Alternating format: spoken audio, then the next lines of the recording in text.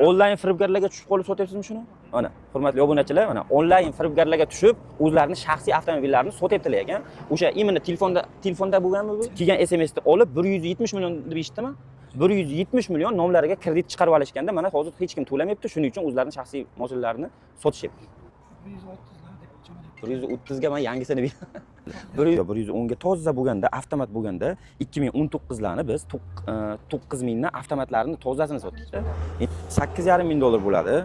8,5 ming dollarga ketmaydi mashinangiz, bozorda ham ketmaydi. 50 dollar, 100 dollar foyda qilaman agar sizda pulingizni naqd pul berib yuborsam. Agar yo sotib ber desangiz 1 dollar foyda qo'ymayman-da, shunday reklama qilib beraman. Narxiga kelishalsak. Agar yo men hozir naqd pul olib ketishim kerak desangiz, sizdan 100 dollar, 50 dollar foyda qilamiz-da, siz pulingizni naqd berib yuboramizda, keyin o'zimiz reklama qo'yib sotamiz. Lekin hozir siznikini arzon olayotganim yo'q. Sharoitingizni tushuntirganingiz uchun siznikini arzon olayotganim yo'q lekin. 2019 ekan, 10 kirlarda kraskasi bor ekan, olib qo'yasiz mana bu.